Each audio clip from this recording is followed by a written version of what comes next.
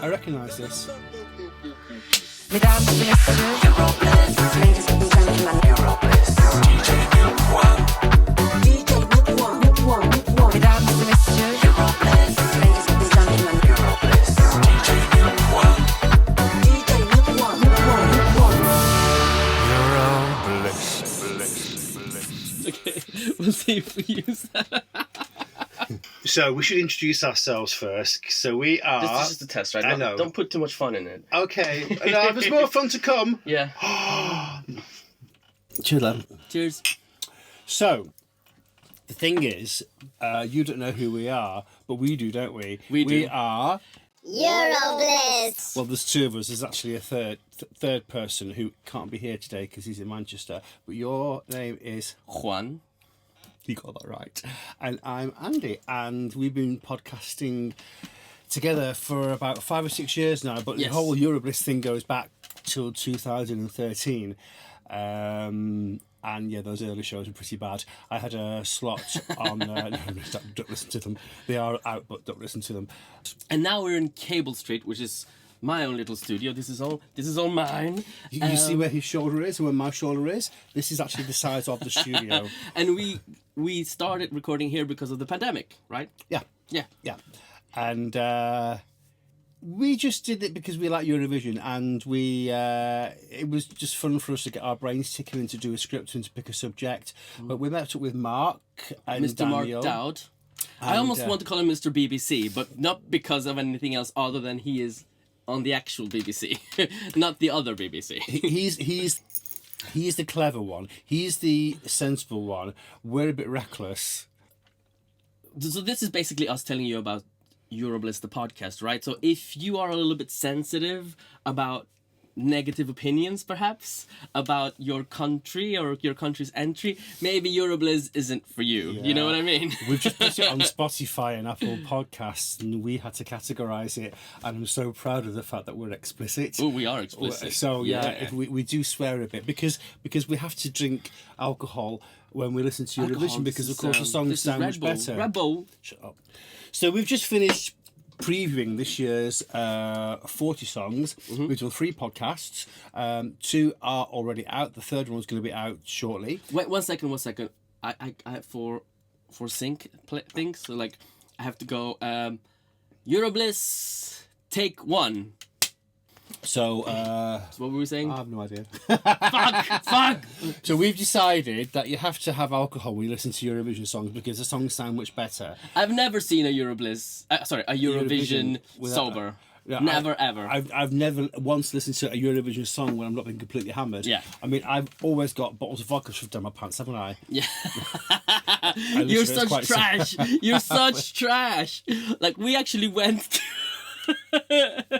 we went to the Eurovision preview party, and he wanted to smuggle in little bottles of vodka. I mean, like, I cannot be caught with little bottles of vodka on me. I would die of embarrassment. I've never not been to a venue without bottles of vodka in my pants. I'm from up north, and he's going, I'm not putting those in my pants. No! And it's a good job we didn't, because the security had these big, long, beat metal things. I mean... So we'd have been arrested. Yeah. I mean, you smuggle other things in, not little bottles of vodka, Jesus Christ. That's for a different podcast. So we are now making a trailer for our wonderful preview shows. We've been doing Eurobliss. We're a bit messy here. We need to, I think, go chronological. We started Eurobliss. Do we have a chronological? No! Chronologically, what are you talking about? Yesterday. So what year did you actually start recording Eurobliss on your own? Oh my God. 2013. I've done 97 shows now, can you believe it? 97. No one knows who we are, but we've done 97 podcasts. Because we decided that was just for doing it for ourselves. I want to be alone. But we've just got to the point now where we're very proud of what we do, and we think that we should go global. So yeah, I started in 2013. It all came about on an American road trip. There was the 4 of us, 2 asleep in the back, and then I was in the passenger seat. Peter was driving, and I thought I'll entertain him with some educational Eurovision stories, of which I have hundreds. And long story short, he said you should do a podcast with real. What's in that vodka?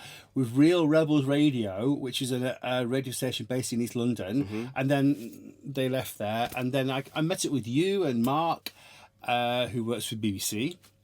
I've got a lovely, deep, rich baritone voice. That's what you want. And Daniel, who unfortunately is no longer with us, may he rest in peace. So I would say, okay, just quickly on Daniel. When I joined in 2017, because that's when I joined, it was because Mark was... because Daniel was ill, right? Oh, were you just a replacement, were you? Yeah, I was. Oh, okay. I was an emergency replacement for Daniel. I think I did well because I was asked back. I know. Little did I know that it was a trap and that I would never be able to leave. He's been spit roasted. Oh my god! And we became. I think we became like the Three Musketeers a little bit. I found a little bit of a Eurovision brotherhood in Eurobliss. And it was very short-lived, wasn't it? It was short-lived because, unfortunately, Mr. Daniel Gould passed away. So we miss him a lot. Yeah. He's always in our thoughts. There's a small tear there. The camera can catch that. And then we met Mark, who actually... do you know how I met Mark? How do you meet Mark? Mark wrote in to Real Rebels Radio to complain about the show. So Mark wrote to Real Rebels Radio to complain about how dreadful the podcast was. And I thought, whatever, come on and do better. And he did. Yeah, he did. He did it really, really well. So the three of us are brilliant together, I think. We have different opinions and... I mean, if you do say so yourself. Well, no, I'm very glad to have the both of you because I listen to your voice, I listen to Mark's voice and my voice, and we all complement each other. And we have different voices. And we have three... Are you sure we're real? We're not just in your head? We are three people. We are three with people. Three voices. With three which voices. is why we work so well. So, yeah. So we consider ourselves the cheap trash of Eurovision, aren't we? I think so. Well, I don't know if Mark would agree. No, Mark wouldn't. Mark isn't the cheap trash of Eurovision. I think you and I are the cheap trash of Eurovision. Mark brings some class and gravitas. A lot of class. He balances it all out. He is much needed balance, I have to say. Much needed balance. This one is amazing because with your musical theatre, musical theatre, how dare you? No. She sells Haagen-Dazs on Saturday afternoons.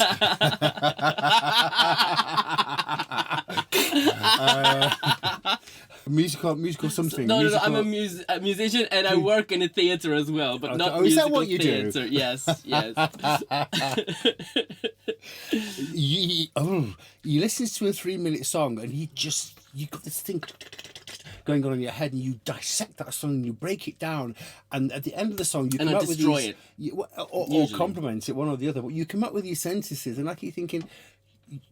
You've got all that from a 3-minute Eurovision song, and I always take my hat off to you if I wore a hat.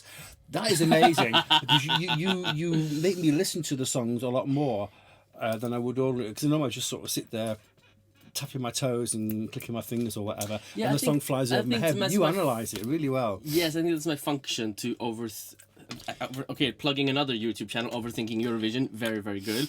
But I think I really, really deep dive into the songs. I can't just listen to a song. It's I just analyze it a lot. Whereas you are a very good and gracious host of the show. Cheers, lad. Cheers. I would say you are the foundation, the core that me and Mark spin around, and you do that very well. So I think that is it for our introduction, I would say, right? That's Eurobliss. That is Eurobliss. We see no evil, we speak no evil, and we hear no evil. Are you sure about that? That's bollocks, isn't it, really? I don't think any of that's true. It gets heated, and I think Eurovision needs that.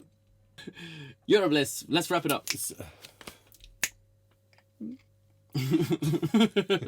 So yeah, each song's got a story behind it. So we can just pick a subject in the Eurovision off season. So we've done the preview shows, we've done the post-mortem, we've done a special on the winning country, which last year was Italy. So whoever wins this year, come June, after the post-mortem, we'll do a special on that country, which is probably going to be Estonia. No, it's not going to be Estonia. And then we've got like 5 or 6 months to fill of podcasts. So we will pick a subject and do a Desert Island Dish show, for example, get a guest to come on. Oh well, Eurobliss, ta-da! Eurobliss.